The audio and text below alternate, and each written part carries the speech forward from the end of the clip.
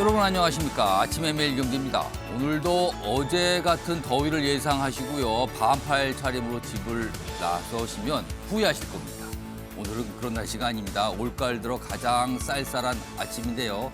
태풍 남마돌 지나간 뒤에 본격적인 가을이 이제 오려나 봅니다. 오늘 상당히 쌀쌀하고요. 내일은 더 쌀쌀하다고 합니다. 자, 일명기사 바로 출발하겠습니다. 먼저 매일 경제 보시죠. 역시 일면의 사진과 함께 영국 여왕 장례식 내용 다루고 있습니다. 제목을 간단하게 달았네요. 굿바이 퀸. 그리고 장례식장 모습이 담겨 있고요. 아래로 가겠습니다. 작은 글자로요. 엘리자베스 2세 세기의 장례식이 열렸다. 그렇습니다. 이렇게 주목받은 장례식이 있었을까 싶기도 합니다. 그리고 윤석열 대통령 장례식에 참석했죠. 자유, 평화 위한 헌신을 기억하겠다. 이런 입장을 냈습니다. 다음은 조선일보 보시죠. 전기료 더 올리나 모든 옵션 검토. 자, 정부가요 올해 예정된 인상분을 다 썼어요. 그런데도 내달에 추가 인상에 대해서 고민하고 있다는 겁니다. 왜 그런가 하면요. 재료값, 원료값이 오르니까요. 그리고 가스요금도 추가 인상 저울질한다. 기재부는 물가 자극할까 봐 난색이다. 자, 산업부는 올렸으면 기재부는 안 된다. 정부 내에서도 의견이 있는 겁니다. 이번엔 서울신문 보시죠. 바이든 미국 대통령, 중국이 만약에 대만을 침공하면 미군이 방어한다. 이렇게 되면 상황이 심각해진 거죠. 미국 언론 인터뷰를 통해서 이렇게 밝혔습니다. 전략적 모호성, 그동안 입장이었는데 이거 대신에 군 개입, 제대로 얘기를 한 겁니다. 이번에 아주 대놓고요. 중국, 심각하게 잘못된 신호다. 반발하고 있는 상황입니다. 사이가 더 험악해질 것 같습니다. 마지막으로 국민일보 보시죠. 자, 내년 우리나라 성장률 2.2% 올해보다도 더 어렵다. OECD 경제협력개발기구, 그러니까 선진국 모임이라고 불리죠. 여기서 전망을 내놨는데요. 이렇습니다. 내년은 지금보다 별로다. 여기 보시면 우리나라 경제 성장률 OECD 전망인데요. 올해는 2.8, 근데 내년은 2.2, 더 떨어지게 됩니다. 반면에요. 물가 5.2% 상승, 24년 만에 최고. 올해 물가 상승률 굉장히 높을 것이다. 이렇게 또 전망했습니다. 경제 전망이 갈수록 좀 안 좋아지고 있는 상황입니다. 이게 반대로 갔으면 좋겠습니다. 실제로. 자, 지금까지 일명기사 짚어봤고요. 오늘도 다양한 뉴스 준비되어 있습니다. 그리고 그 뉴스의 의미 깊숙하게 짚어주시기 위해 오늘도 네 분 자리하셨습니다. 한 분씩 소개해드리겠습니다. 자, 먼저 화면 가장 왼쪽이죠. 첫 자리에 앉아 계십니다. 윤희석 전 국민의힘 대변인 나와 계시고요. 그 옆에는요. 현근택 변호사 자리하고 계십니다. 세 번째 자리에는 조대진 변호사 나와 계시고요. 마지막으로 김재석 국민의힘 도봉갑 당협위원장 자리하고 계십니다. 자, 네 분 안녕하세요.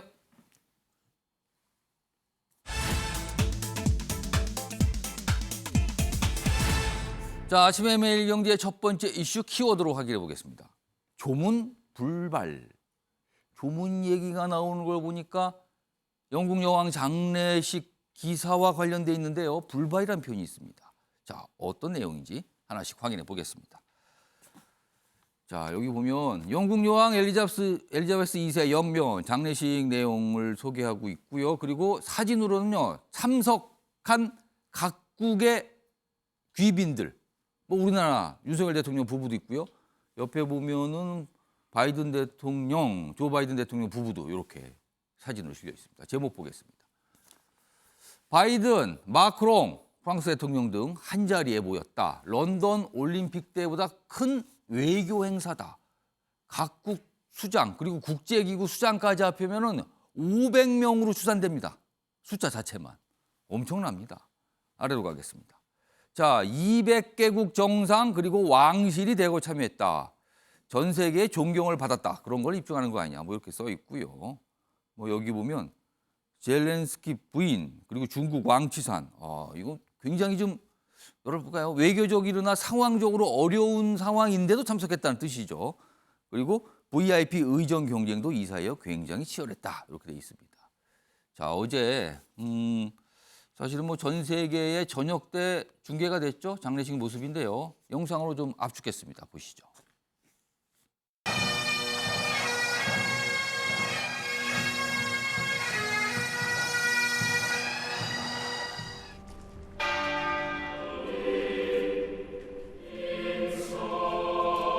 example of Christian faith.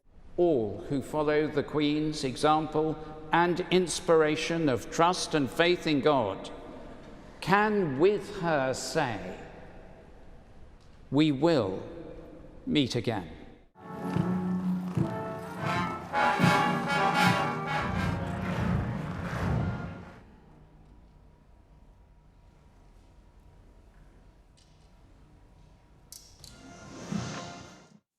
자, 저런 모습이었습니다. 뭐 사실은 굉장히 시간이 길었어요. 장례식 자체는 한 1시간이고요.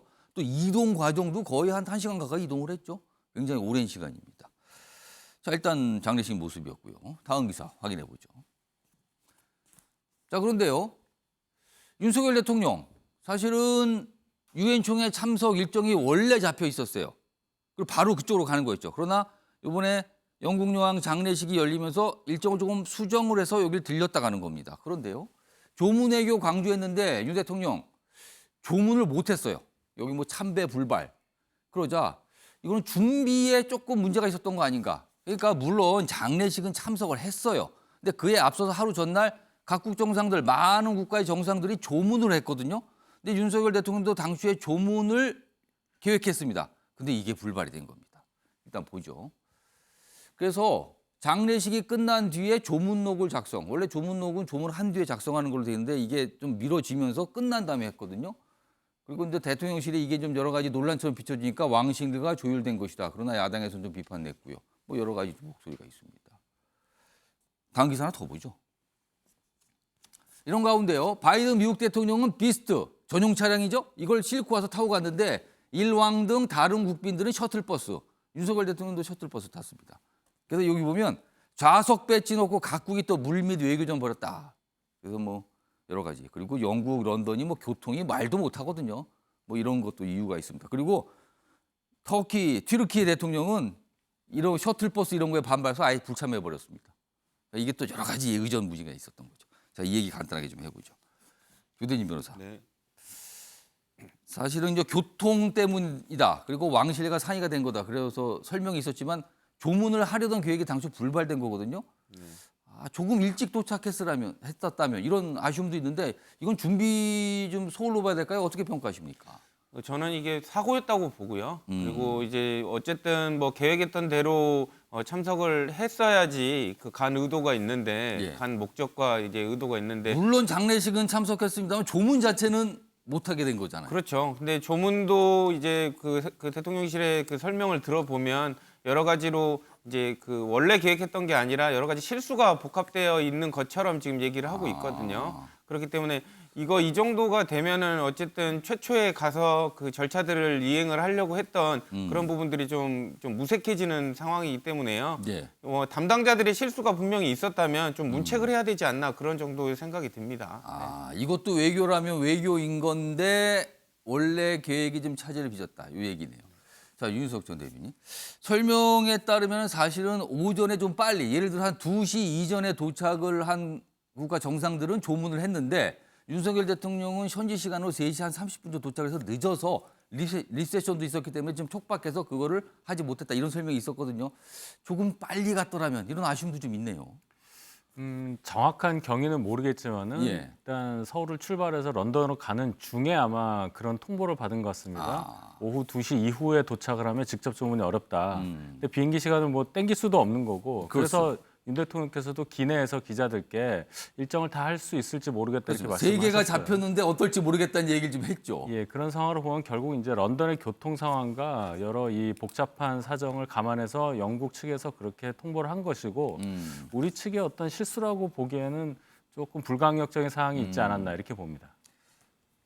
그러니까 교통 그리고 여러 가지 경호 때문에 각국 정상들과 왕실 사람들 다 셔틀버스로 이동하는 경우가 있어요. 근데 딱 바이든 미국 대통령만 전용차를 싣고 와서 갔다는 거. 아마도 설명은 테러 위협 뭐 이런 것 때문에 그런다는데요.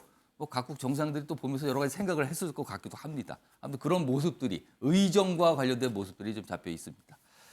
자, 이 주제 뭐 이 정도로 좀 정리하고요. 다음 기사 있습니다. 다음 기사 보시죠.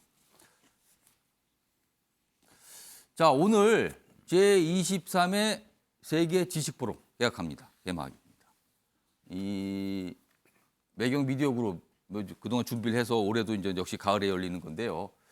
일단 참석자들이 미리 남긴 어떤 평가 얘기가 있는데 제목으로 좀 싣고 있습니다. 이거 보시죠. 문제는 북핵이 아닌 북한 정권 그 자체다. 최근에 북한 핵 법제화를 했죠.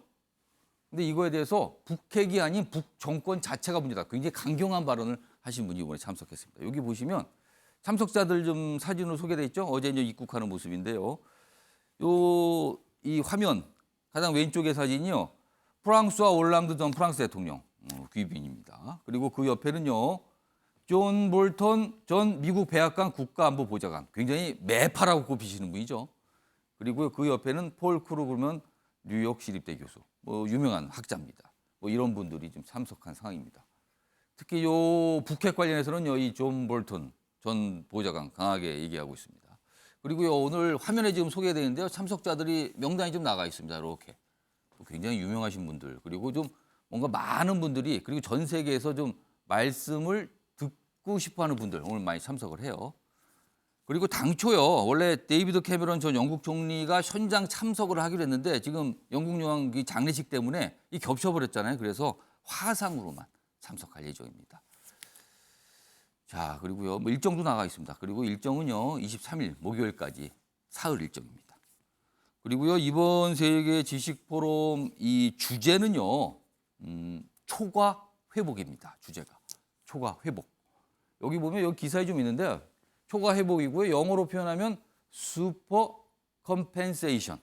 그러니까 이 뜻은 회복인데 단순히 원상복구 정도가 아니라 회복을 넘어서는 상태로 다시 돌아간다는 뜻이에요. 그러면서 어떤 내용을 품고 있냐면 전 세계 글로벌 번영과 자유의 재건입니다. 자, 팬데믹, 코로나 사태 지금 지나가고 있죠. 여기서부터 뭔가 회복해야 된다는 의미 하나가 있고요. 또 한 가지는 최근에 우크라이나 전쟁, 그리고 각국의 자국 우선주의 이것 때문에 자유, 세계화가 깨지고 있다. 그렇기 때문에 뭔가 글로벌 동반 번영과 자유가 중요하다. 그래서 이런 재건에 대한 논의를 오늘 한다고 합니다. 자, 지금 여러 가지 뭐 여기까지 소개를 드렸는데 화면 여기 좀 더 보시면요.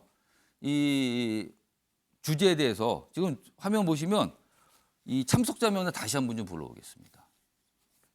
지금 화면 나오고 있는데요. 뭐 국내 인사들도 있고요. 해외 인사들 좀 다시 한번 소개하겠습니다. 국내 인사들 보면 굉장히 명망 있으신 분들 계속 나가죠. 그리고 반기문 전 유엔 사무총장이 있고요. 그다음에 여기 대표적으로 프랑스와 올랑드 전 프랑스 대통령이 있고요. 그리고 원래는 데이비드 캐머런 전 영국 총리 참석 예정이었는데 화상으로 대신할 수밖에 없어요. 왜냐하면 영국 여왕 장례식 때문에 거기 참석하는 관계로 오질 못했습니다. 자, 이 상태고요. 존 볼턴 전 백악관 국가안보보좌관도 있습니다. 이런 상태입니다.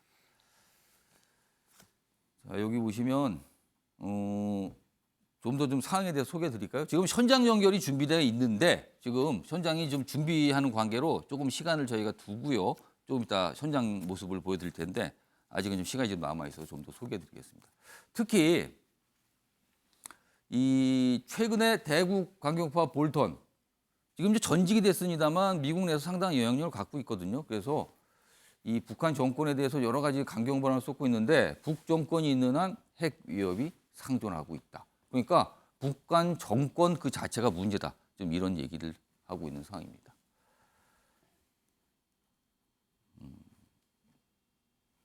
일단 요 얘기 좀 잠깐 해볼까요?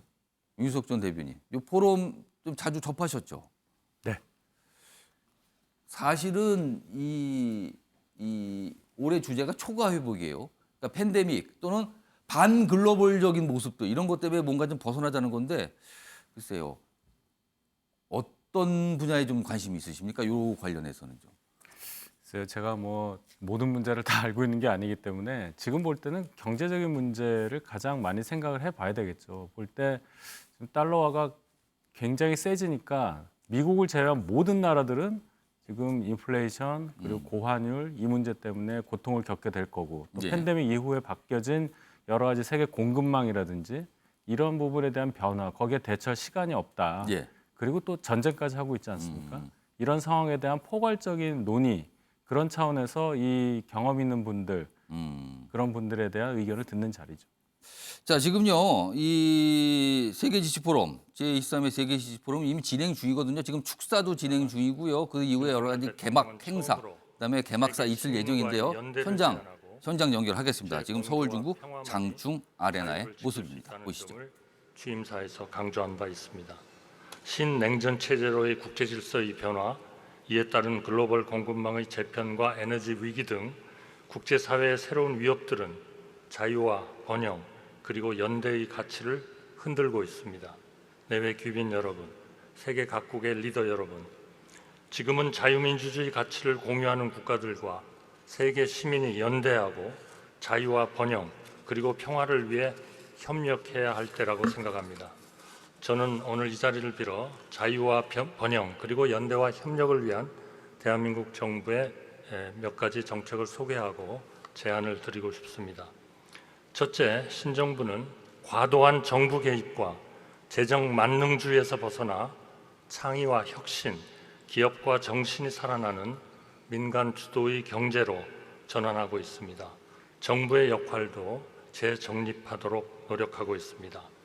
탈원전과 같이 정치와 이념의 논리로 왜곡되었던 경제 산업 정책을 자유 경쟁과 시장의 원리로 되살리고자 합니다. 지난 몇 년간의 정부의 과도한 개입과 간섭을 바로잡고 불필요한 재정 지출은 과감히 줄이는 등 재정 건전성 회복에 최선을 다하고 있습니다. 또 글로벌 기준에 비해 과도한 노동, 환경, 금융 규제들은 조속히 합리화하고 신산업에 대한 선제적인 제도 마련으로 기업 활동의 자유와 혁신을 보장하겠습니다. 둘째, 핵심 전략산업 육성과 기술 개발에 적극 나서겠습니다. 핵심 기술의 확보와 글로벌 공급망의 재편 과정에서 국가 간의 패권 경쟁이 더욱 치열하고 복잡해지고 있습니다. 이는 경제만이 아니라 안보의 문제이기도 합니다. 원자재 수입과 수출 구조에 있어 특정 국가, 지역의 의존도가 높은 대한민국으로서는 반드시 극복해야 할 과제입니다. 청정 에너지로의 전환을 본격화하고 저탄소, 신산업 분야의 기술 선점과 자립화를 위한 R&D 지원과 투자 확대에 과감히 나서겠습니다. 그 과정에서 글로벌 공조와 기술 협력에도 적극 참여하겠습니다. 셋째, 누구나 실질적인 자유를 누릴 수 있는 양질의 성장을 하겠습니다. 글로벌 팬데믹과 전 세계 경기 침체의 위기는 사회적 약자에게 더욱 가혹하게 다가갑니다. 국민 모두가 빈곤과 차별로부터 벗어나 안전하고 존엄한 삶을 보장받는 것이 실질적인 자유입니다. 이러한 자유를 더 넓게 확장해 나가는 것이 곧 성장이며 국가의 역할입니다. 신정부는 복지의 사각지대를 메꾸고 취약계층에 대한 지원을 강화하는 등 더욱 튼튼하고 촘촘한 사회 안전망을 만들어 가겠습니다. 함께 잘 살고 그것이 기반이 되어 성장하는 선순환의 사회를 만드는 게 신정부의 목표입니다. 마지막으로 국제적인 연대와 협력입니다. 앞에서 말씀드린 실질적 자유를 확대하고 이를 통해 연대하는 힘을 국제사회로 이어가고자 합니다. 우리 대한민국은 자유, 민주, 인권, 법치의 보편 가치를 지키는 국제적인 연대에 함께하고 글로벌 현안에 선도적인 역할을 하겠다는 뜻을 분명히 하였습니다. 이제는 국가 단위나 다자회의에서의 협력뿐만이 아니라 자유, 인권, 민주주의 가치를 공유하고 세계 시민으로의 연대를 공고히 할 수 있는 민간 차원의 다양한 교류와 협력이 필요합니다. 세계 지식 포럼이 좋은 계기가 됩니다. 자유와 번영의 가치를 회복하고 인류 모두가 공존할 수 있는 전략을 함께 토론하고 모색해 주시기를 바랍니다. 오늘 이 자리의 논의가 더욱 발전하여 학계와 시민사회의 연대 그리고 협력의 새로운 플랫폼으로 성장하기를 감히 제안드리고 기대합니다. 감사합니다.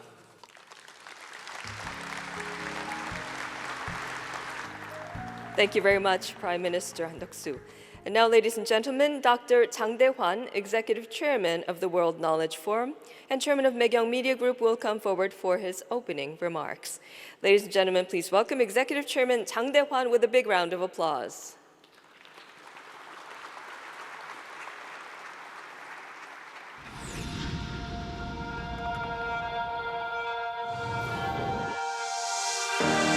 Ladies and gentlemen, welcome to the World Knowledge Forum 2022. We are currently faced with multiple challenges, including the global pandemic, the war in Ukraine, significant disruptions in supply chains, inflation, and climate change.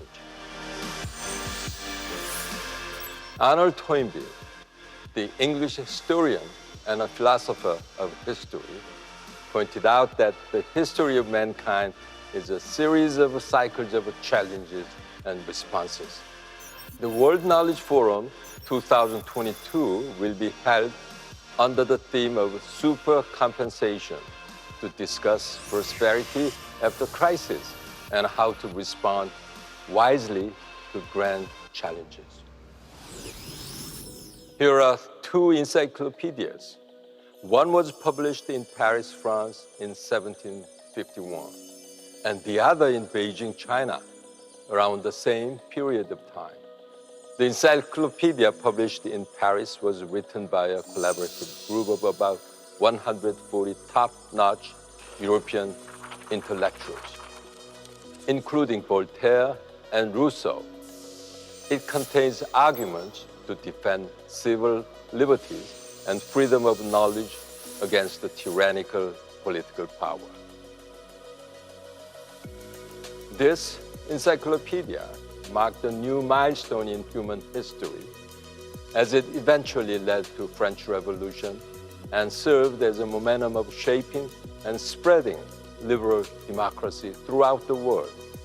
The revolution contributed to the rapid development in science and technology and triggered creative destruction. Meanwhile, in Beijing, China, Emperor Qianlong gave the order to compile the Siku Quanshu, or the complete library of the four treasures, during the period of the Qing dynasty. This compilation is one of the largest traditional collections of Chinese literature and writings of all types, embracing the knowledge of the Confucian culture. The dominating content of this encyclopedia, however, is based on the limited knowledge compiled by the emperor's absolute power and Confucian-centered discourse system. It was around that period of time that the Western modern society, based on free market economy, overtook the East. Freedom was regarded as the prerequisite to prosperity.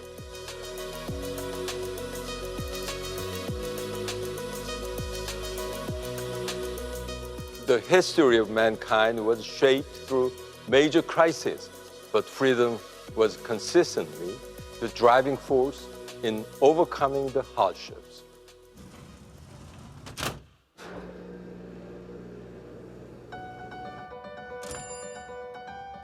A typical example can be DuPont's achievements after the Great Depression.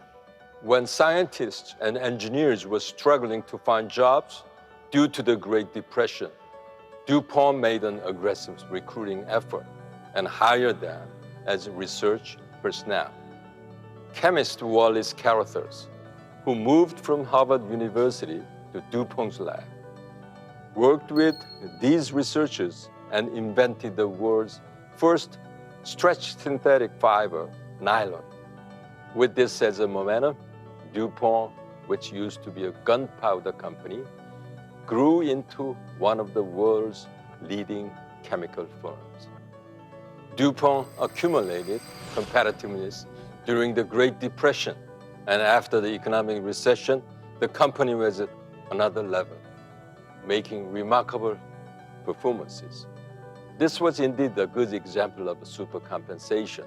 If it were not for the financial freedom, DuPont would have had a difficult time making such drastic decisions. The numerous inventions that were made in the 1930s served as a stepping stone for America's economic development. The US economy was securing its capacity for super compensation during the period around that Great Depression. And freedom was the major engine. On June 5th, 1947, during the Marshall speech addressed by US Secretary of State George Marshall at Harvard University's commencement ceremony, the US program to provide aid to post-war Europe was presented.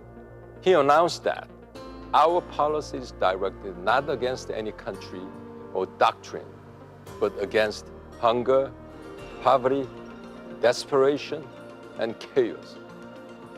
This was the famous European Recovery Program, more commonly known as the Marshall Plan.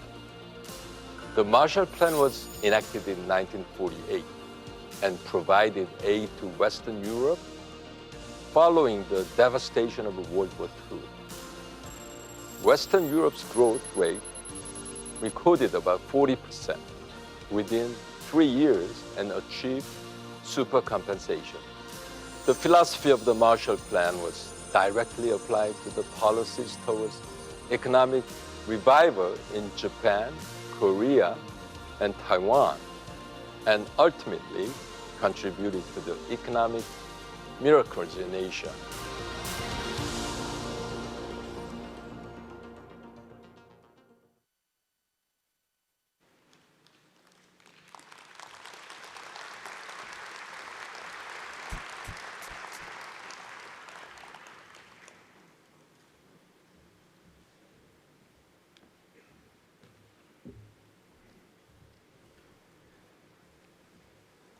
Good morning, ladies and gentlemen. Many people like to see me in person, so I came out. How's everybody doing this morning? A little bit sleepy? Sorry to wake you up early in the morning. 3 cases were introduced in the video. First, the encyclopedia published in Paris, then DuPont, which moved ahead during turbulent times, and the Marshall Plan that was executed to preserve freedom and prosperity in the disruptive circumstances. History proved how freedom was preserved during the recurring crisis and how freedom can serve as the key to achieving prosperity. We are currently stuck in multiple interconnected global crises. Russia's invasion of Ukraine is fueling fears of a new divided world. The pandemic proved how helplessly the global community can deal with the spread of infectious diseases. The global economy is seriously disrupted by the worldwide inflation, and the food and energy crisis are aggravating the disorder. Moreover, worsening of inequality and the spread of populism and political polarization are undermining the state of democracy. History tells us the driving force that enabled the world to overcome crisis was freedom. In this regard, it will be timely to re-examine how significant freedom can be. The basic elements of liberalism are to accept differences, to guarantee and protect the human rights to live, and to freely trade what they have with each other. Francis Fukuyama, a professor of Stanford University, suggested the restoration of freedom and democratic decision-making as the solution for the complex crisis. In a democracy, you have discussion and debate, and when you're ready to decide to do something, you have much more buy-in from ordinary people and hopefully, a better quality of decision-making. Thank you, Professor Fukuyama. In 1978, the paramount leader of China, Deng Xiaoping, invited Austrian economist Friedrich Hayek to Beijing. Deng Xiaoping requested on how Chinese people could overcome hunger. Hayek offered a countermeasure as follows. Allow the market to be operated freely so that the peasants can directly sell their products.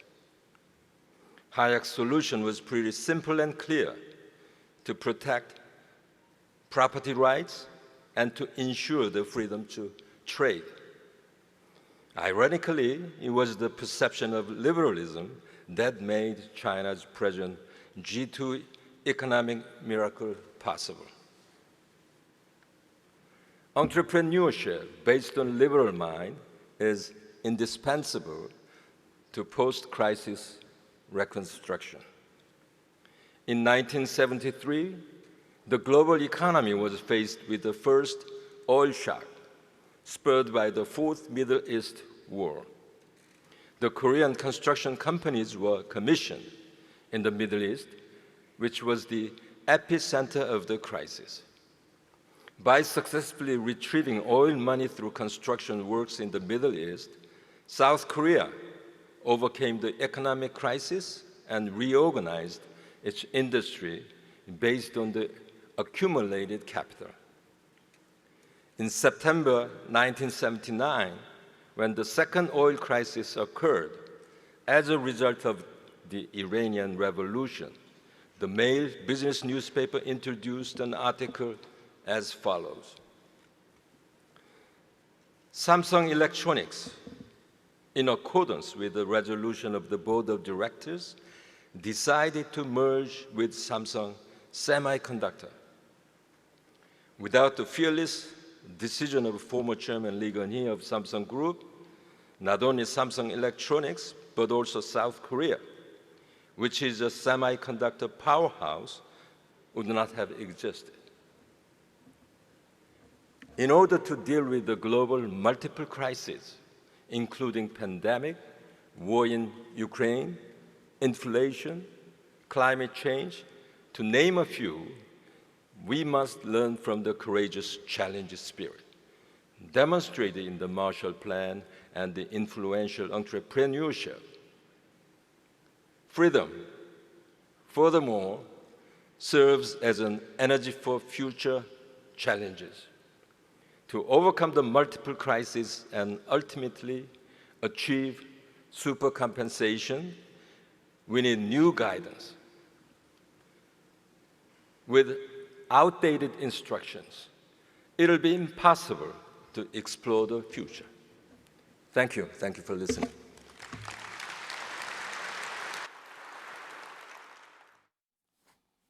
자, 지금까지요 세계 지식 포럼이 열리고 있는 서울 중구 장충 아레나 현장 연결해서 시청자 여러분께 전해드렸습니다.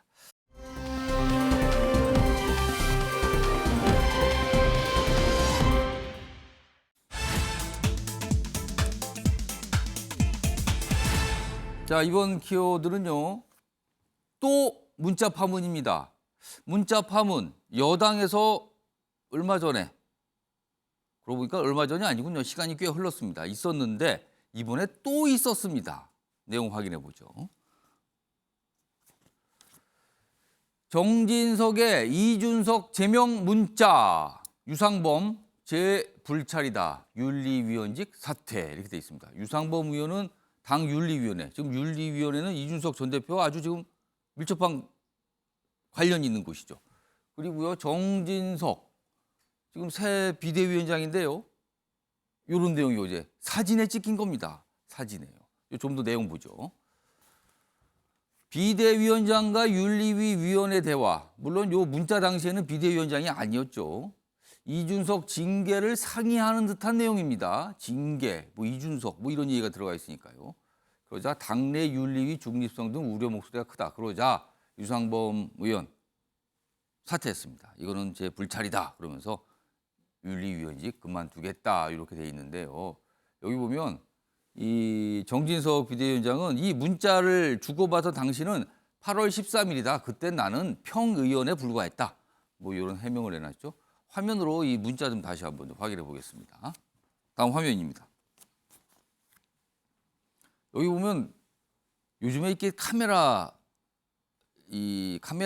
이 휴대전화 문자나 뭐 확인다 찍히는 거 많거든요. 근데 정치인들 분도 이제 웬만하면 아시지 않을까요, 이거? 본회의장 또는 의원총회가 열리는 어떤 국회 내에서 이걸 보면은 찍힌다는 거 아시지 않을까요? 근데 찍혔습니다, 결국에 또. 여기 보면 주고받은 문자인데 이래요. 여기 보면 맨 위에 뭐 필요 없으실 듯 합니다. 이거 앞에는 무슨 내용인지 모르겠는데 요 얘기가 있고요. 그런 다음에 여기 있습니다. 정진석, 중징계 중 해당 행위 경고해야지요. 중징계 가운 중 해당 행위 경고해야죠. 뭐 해당 행위 경고. 그러자 유상범, 성상납 부분 기소가 되면 함께 올려 제명해야죠. 제명 얘기가 나왔고요. 만약에 기소가 된다면 이런 얘기가 나왔어요. 지금 뭔가 진행 중인 상황인데 8월 13일 당시에 이런 걸 주고받았다는 거죠. 자, 그럼 어제 이 문자가 공개가 되고 나서 언론에 노출이 된 거예요. 정진석 비대위원장이 내놓은 설명이 좀 있습니다. 들어보시죠. 그 문자 해프닝이 또 발생해가지고 뭐 엄청난 뭐 일이 생긴 것처럼 지금 혹시 오해하실 분들이 계실 것 같은데 밤중에 8월 13일 날 밤 8시 9시 고경에 유상범 의원이랑 나눈 문자고요. 저는 그 당시에 평당원이고 평의원입니다. 비대위원이 되기 훨씬 전이죠. 8월 13일이 어떤 날입니까, 여러분? 중징계를 받고 근신 중인 당대표가 이런 막말을 당원과 당원들에게 난사했는데 어떻게 윤리위가 경고 한마디 안 하느냐고 제가 얘기 못합니까? 저는 당연히 제가 해야 될 얘기를 했다라고 생각합니다. 그러니까 비대위원장 때 한 게 아니라 그냥 평의원일 때 8월 13일에 과거의 일이다. 그걸 다시 지금 뭘 하냐고 본 것뿐이다. 이 설명. 그리고 아니 그 당시에 그런 얘기도 못합니까? 할 만하지 않습니까? 이렇게 해명을 했어요. 어제 이 문자가 공개된 뒤에 이준석 전 대표의 반응입니다. SNS에 글을 올렸죠. 뭐 여러 가지 있는데 무리한 짓 많이 하니까 사진 자꾸 찍히는 것. 뭐가 많이 담겨 있어요 지금요. 그리고 여기 윤리위원과 비대위원장이 수사 예측하고 징계 지시. 윤리위원은 맞는데 당신은 이제 비대위원장이 아니었다. 뭐 이것도 설명을 한 거죠. 이 상황입니다. 자, 김재섭 위원장. 우선 이 노출된 거 이거 사고입니까? 의도입니까? 어떻게 보십니까? 저는 사고라고 생각합니다. 사고다. 예. 근데 주의를 안 한 겁니까? 그동안 그렇게 좀 많은 일이 있었는데. 부주의했다고 생각을 합니다. 사실 이제 문자 파동이 얼마 전에도 권성동 당시 이제 원내대표가 이 노출이 되면서 정말 당에 큰 파장이 일었게 됐고 그게 굉장한 기점이 됐단 말이에요. 그렇죠. 그리고 사실상 이제 비상대책위원회를 출범하게 된 결정적인 사건 사고가 된 것인데요. 아마 그 기억이 있는 정진석 비대위원장이 이것을 일부러 고의로 노출시킬 것은 아니라고 생각하고 노출시켜서 사실은 정진석 비대위원장이나 유상범 의원에게 좋을 게 하등 없지 않겠습니까? 윤리위의 객관성과 독립성을 의심하게 될 것이고 예.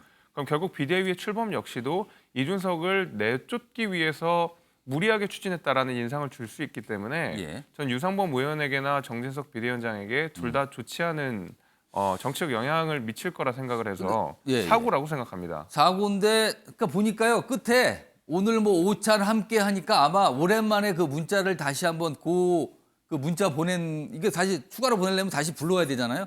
그래서 여기다 오늘 오찬 함께 요걸 쓰기 위해서 과거 걸 불렀는데 이게 이제 노출된 것 같다. 이런 설명도 좀 있었는데 자 그럼요. 최소한 비대위원장 시절은 아니고 그냥 평의원 시절에 윤리위원과 주고받은 대화예요.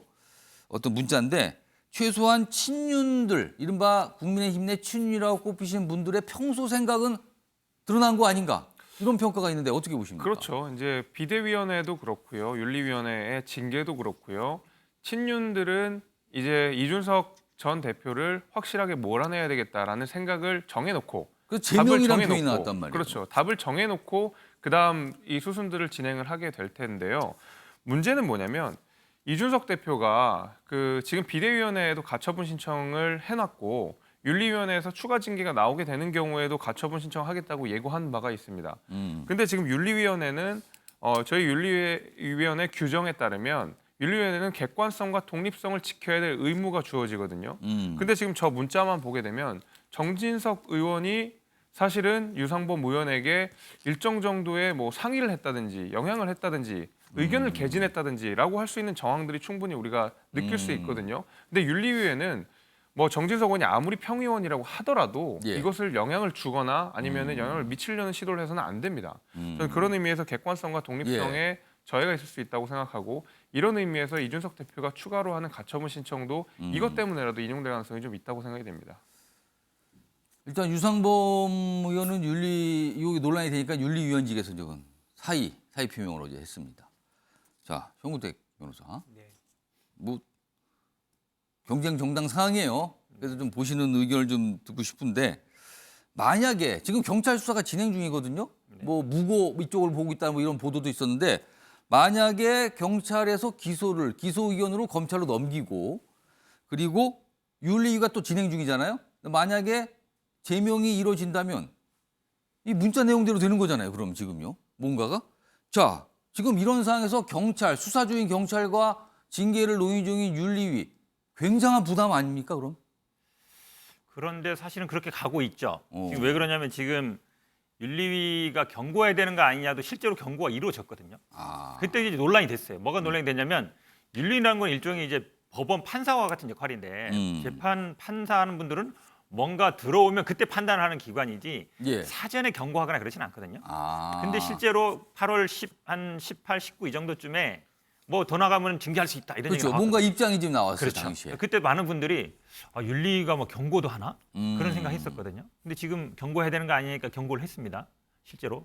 근데 사실은 지금 제명한다는 얘기가 지금 모든 언론에서 다 지금 예상하고 있거든요. 왜냐하면 윤리위가 당초보다 좀 당겨져서 열렸거든요. 그렇죠. 더 센 징계를 할 수밖에 예. 없고 또 뭐 어쨌든 10일 정도 당겨졌으니까 그러면 사실은 지금 당시에는 아마 기소하면 뭐 제명하겠다 이 생각을 가졌던 것 같은데 지금 그동안 이제 뭐 8월 말에 기소한다는 얘기 나왔지만 기소가 안 됐지 않습니까?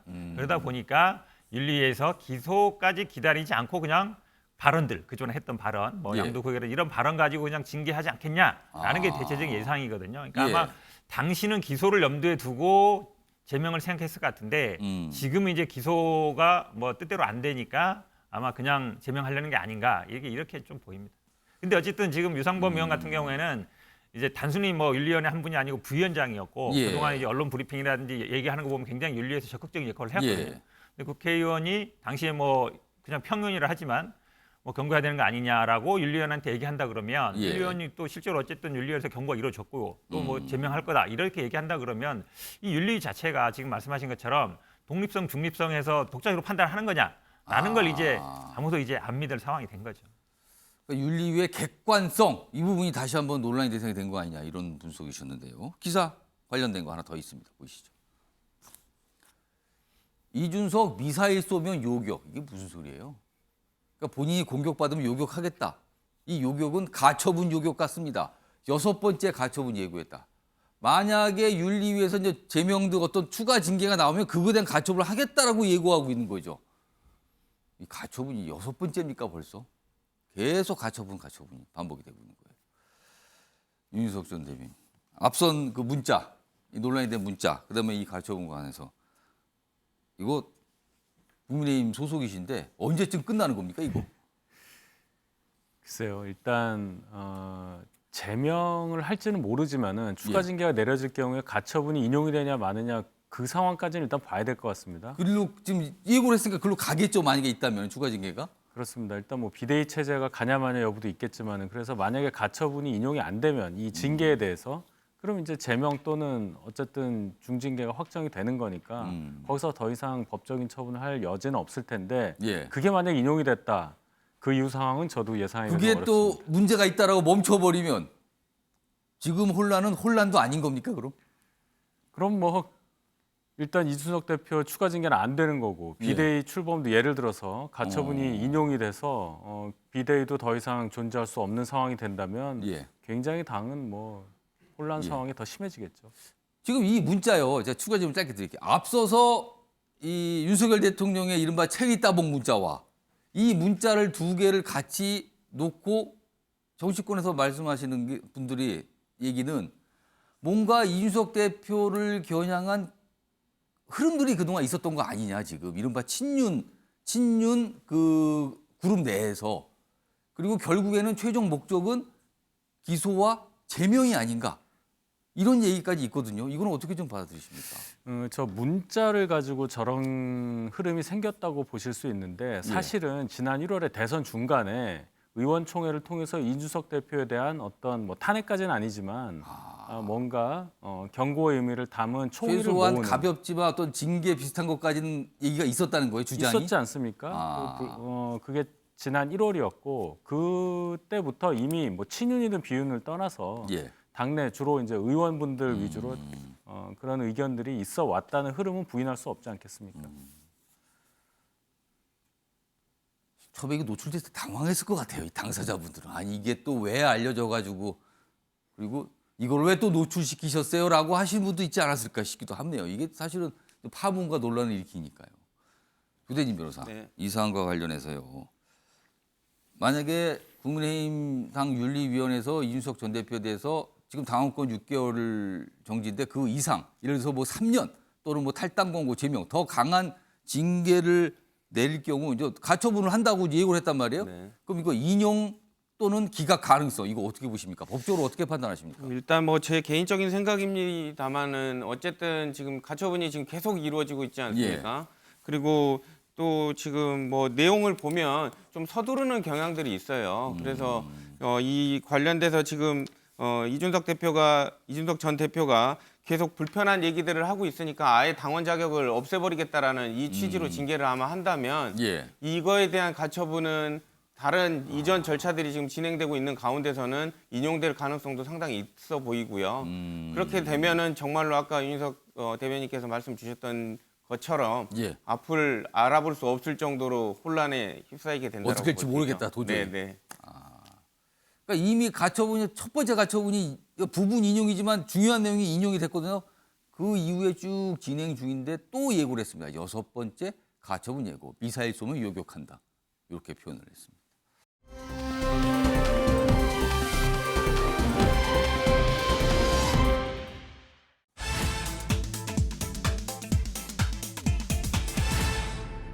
(19표) 차의 의미. 어제 국민의힘이 새 원내대표를 뽑았습니다. 의원들이 투표를 하는 거예요. 근데 표차가 19표 차가 났어요. 뭐 상황에 따라서는 이게 크다 또는 적다인데 어제는 굉장히 근소하다는 평가를 받았습니다. 보겠습니다. 자, 새 원내대표의 주호영 의원이 됐어요. 그러니까 주호영 원내대표는 원내대표를 또 하게 되는 거죠. 얼마 전까지 또 원내대표였다가 잠깐 쉬었다가 다시 된 거거든요. 근데 주호영 원내대표는 61표. 그리고 경쟁자인 이용호 의원이 42표, 19표 차입니다.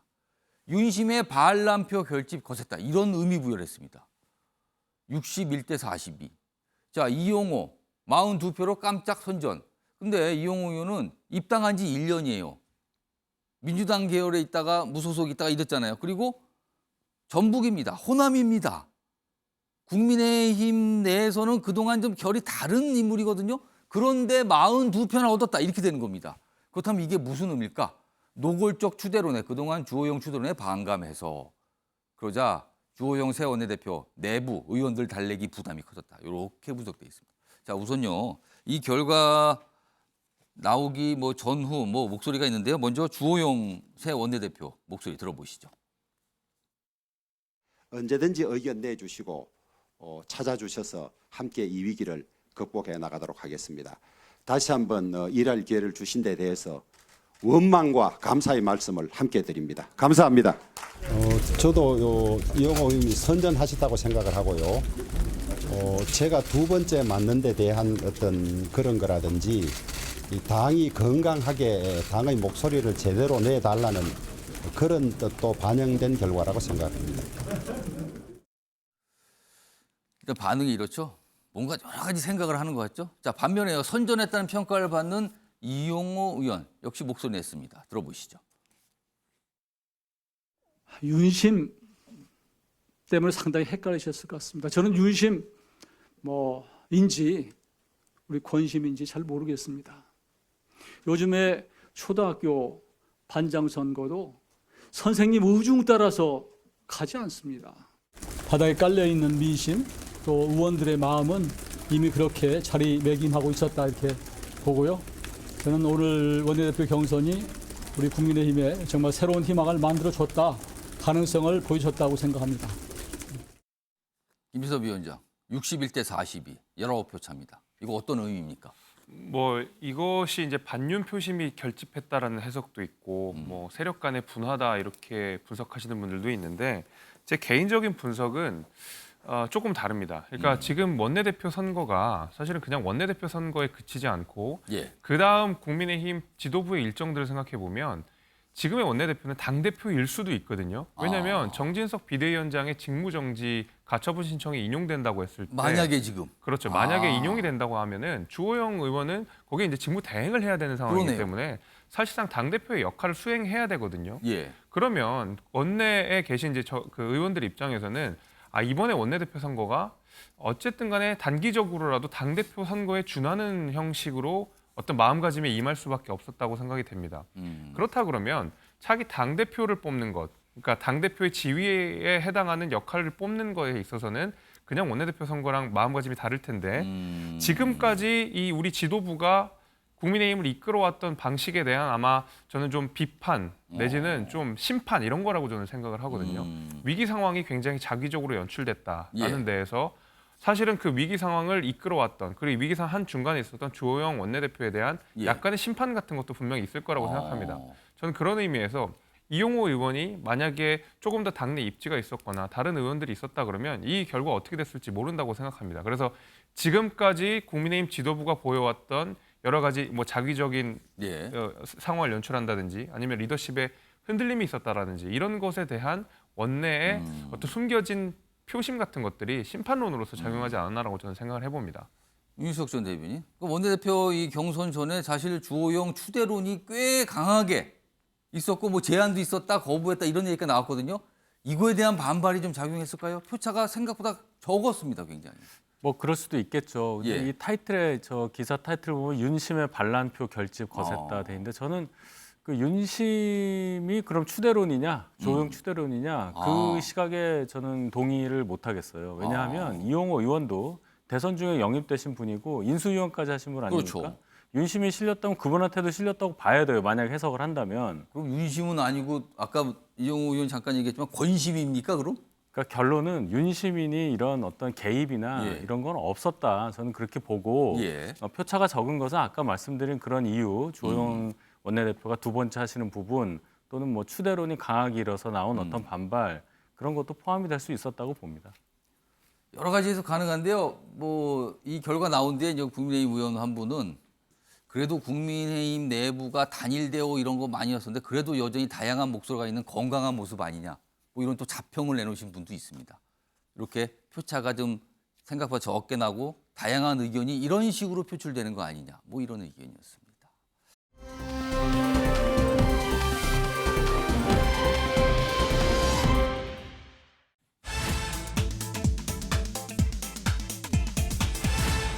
문 견우나 문재인 전 대통령인데 오랜만에 등장했죠. 어제 국회에서 뭔가 이름이 언급이 됐습니다. 기사로 보겠습니다. 우선 대정부질문 어제 많은 얘기들이 오갔는데 이 얘기는 영빈관 얘기를 또 꼽았네요. 민주당 영빈관 예산 몰랐습니까? 그다음 국무총리 신문 보고 알았다. 이게 무슨 소리입니까? 신문 보고 알았다. 총리도 몰랐다는 뜻이죠. 그리고 질문이 더 나왔어요. 대통령은 알았는가? 그거에 대해서 통치권자가 다 파악한 건 아닙니다. 그러니까 약간 설명이 애매했어요. 자, 그럼요. 이 기사에 나온 내용 영상으로 확인해 보겠습니다. 영빈관 짓는 예산 878억 알고 계셨냐고 묻습니다. 몰랐습니까? 저는 몰랐고 신문을 보고 알았습니다. 왜냐하면 제가 지금 말씀드리지만 예산을 자, 그러면 필요성을 보도는 나왔고 대통령은 알고 있었다고 하십니까? 대통령님께서 당초의 취지 보고를 받으시고 이 문제에 대한 보고를 언론에 제기돼서 보고를 받으시고 국민들이 현실적으로 충분히 현재 이해하고 있지 않다고 보기 때문에 이해하시지 못하고 있다고 보기 때문에 이거를 철회를 하라 이렇게 말씀을 하셔서 대통령께서 이 문제가 언론에 나오고 또 우리 의원님들께서 말씀을 하시니까 그 문제를 보고를 받으신 겁니다. 이 문제. 조대진 변호사. 그러니까 국무총리는 신문 보고를 왔다는 거고 대통령은 취지에 대한 보고를 받고 뭔가 아마 지시가 있었는데 이게 논란이 되니까 철회하라는 지시를 다시 했다. 뭐 이런 설명 같아요. 그러니까 대통령은 보고를 받았다는 거고 국무총리는 몰랐다.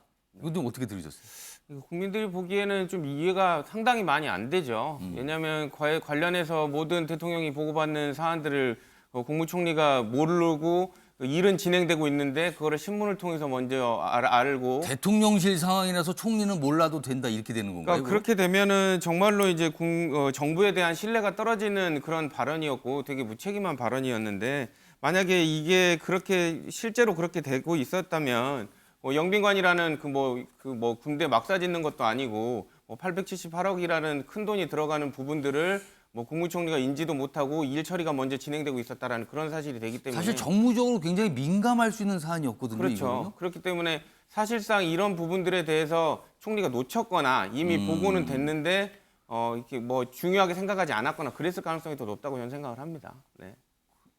신문 보고 알았다. 그러니까 사전에 몰랐다는 건데 이 얘기를 듣고 이게 무슨 의미지? 뭐 여러 가지 궁금한 생각들 하실 것 같아요. 예, 정우택 변호사. 좀 이해 안 가는 상황이죠. 왜냐하면 예산 수립 과정을 알지 않습니까? 기본적으로 각 부처에서 기재부로 올리면 기재부가 또 당정 협의를 그렇죠. 해서 그 다음에 국회에 보고하는 모아서 거거든요. 가는 건데. 그렇죠.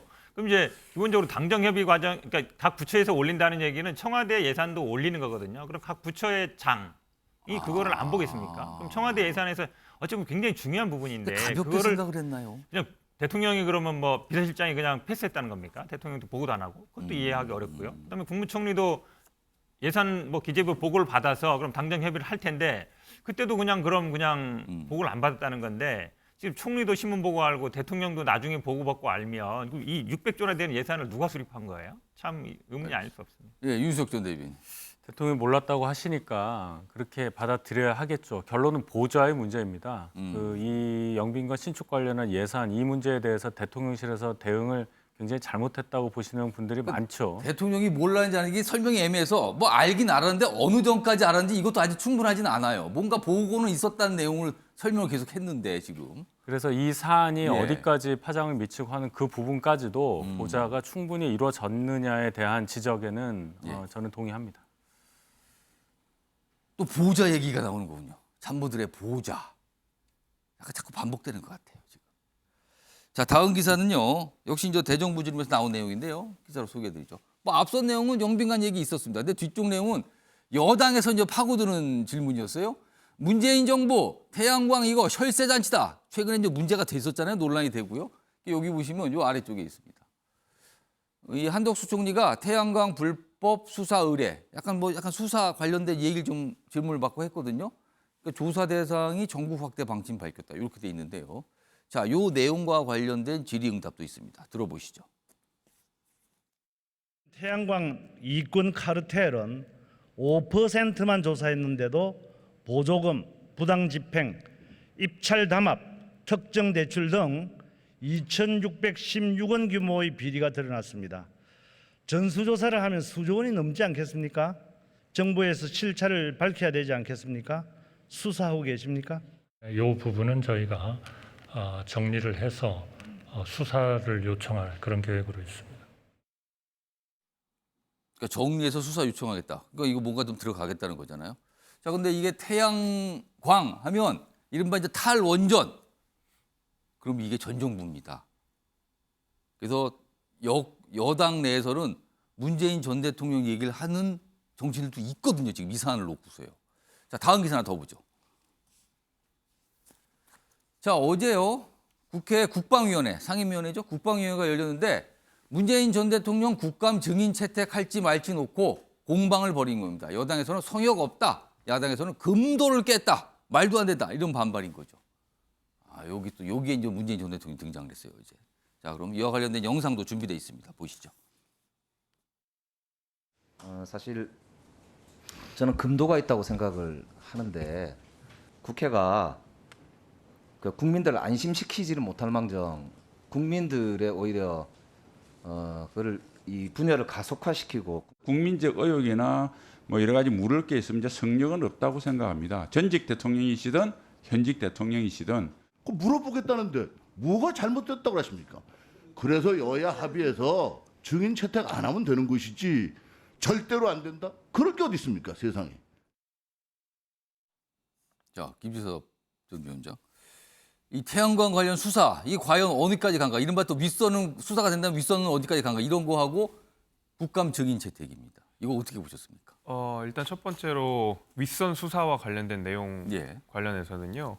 사실 이제 태양광 문제가 앞서 말씀 주신 대로 탈원전 문제랑 아주 밀접하게 연관이 되어 있고 결국 그 상임 부서라고 한다 그러면 과거에 이제 산업부에서 이것을 맡아서 했었는데 산업부 이제 블랙리스트 사건과 관련돼서 백운구 장관이 지금 관련돼서 수사를 받고 있는 상황 아니겠습니까? 근데 이제 산업부의 산하기관이 굉장히 굵직굵직한 우리나라의 어떤 에너지 사업 전반을 담당하는 산하기관들이 산업부 산하에 다 있거든요. 근데 이런 사람들에 대한 그 어떤 장을 임명하는 블랙리스트는 산업부 장관 혼자서 결정할 수 있는 사안이 아니라고 대부분은 알고 있습니다. 왜냐하면 국정운영 방향과 에너지 사업 전반에 관해서 통솔을 해야 되기 때문에 그렇다 그러면 당연히 청와대에 어떤 소통이 있었지 않았느냐라는 의심들을 충분히 하고 있는 것이죠. 그래서 산업부 블랙리스트 사건을 수사하는 과정은 당연히 청와대까지 수사가 들어가는, 그럼 당연히 문재인 전 대통령까지도 수사가 들어갈 수 있다라는 것을 시사를 하는 것이죠. 그런 의미에서도 이 수사의 윗선은 문재인 대통령까지 갈 수도 있다라고 보고 있지만 다만 이제 문재인 대통령을 국감의 증인으로 선택하는 문제에 있어서는 국방이 기무사 문건 관련된 그렇죠. 거죠. 이제 그거는 뭐 국방이긴 하지만은 전 대통령을 사실 국정감사에 일반 증인으로 채택하는 것은 저는 약간 다소 무리라고 생각이 되거든요. 물론 그 증인을 채택하기 위해서는 신청 이유도 있어야 되고 그게 국감과 관련성도 있어야 되고 그다음에 상임위의 의결도 있어야 되지만 결국 상임위에서 의결 자체가 안 될 겁니다. 민주당이 강하게 반대를 하고 있는 상황이고. 다수당인데 강하게 좀 반대하고 있죠. 그리고 이제 우리가 국정조사와 관련된 법률을 보게 되면은 이게 국가의 안위나 안보 이런 그 우리 국가의 기밀들이 누설될 수 있는 경우에는 증언을 안 할 수가 있거든요. 증언 자체가 불가능합니다. 그래서 아마 이런저런 이유로 문재인 대통령이 국감에 설 그 기회는 없을 것 같은데 그렇기 때문에 아마 국민의힘에서도 이것을 문재인 대통령에게서 책임이 있다라는 정책 메시지를 던지기 위해서 증인 신청을 했던 것으로 좀 보입니다. 자, 정우택 변호사 두 가지 사안이에요. 그러니까 태양광 관련, 탈원전 관련해서 문재인 전 대통령까지 수사 사항이 갈 수 있다. 이게 열려 있는 것 같다. 이런 내용들이 좀 보이죠. 시사가 되는 것 같고 증인 채택 부분 어떻게 생각하십니까? 태양광 사업을 지금 블랙리스트랑 연결시키는데 블랙리스트 아시겠지만 임기 정해진 공무원들 내보내는 게 문제가 된 거예요. 지금도 벌어지고 있죠. 그럼 만약에 같은 말씀이면 권익위원장 내보내는 게 윤석열 대통령에서 지휘하는 거냐라는 얘기가 똑같은 얘기예요. 그러니까 사실은 그것까지 연결하는 건 무리인 것 같고. 태양광 자체 사업에 대해서. 태양광 사업은 사실 지금 조사 나온 거는 청와대에서 관여했거나 아니면 그 당시에 공무원 관여가 아니라 이거를 보조금을 받은 사람들이 좀 부당하게 받았다. 그러니까 문제가 많다. 그렇죠. 그건 사실은 어찌 보면 정책이 잘못된 게 아니라 그거를 받는 분들이 예를 들어서 여건이 안 되는데 받은 것들이거든요. 이거를 만약에 정부 탓을 할 수 있느냐? 기본적으로 왜냐하면 지금 아시겠지만 기본적으로 재생에너지란 이게 전 세계적으로 나오는 부분이기 때문에 정책을 갖고 하는 건 어려운 것 같고요. 그 다음에 지금 전직 대통령 증인 신청 그 부분도 사실 그렇습니다. 지금 여당에서도 기업이라든지 아니면 기업 오너라든지 이런 사람들 하지 말자잖아요. 실제로 그렇게 하고 있거든요. 왜냐하면 약간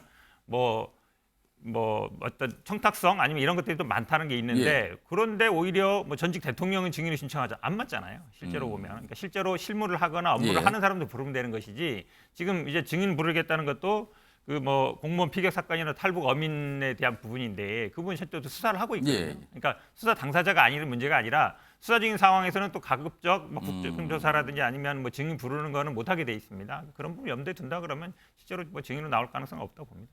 윤석열 전 대변인은 문재인 전 대통령 증인으로 부르는 걸 어떻게 좀 보셨어요?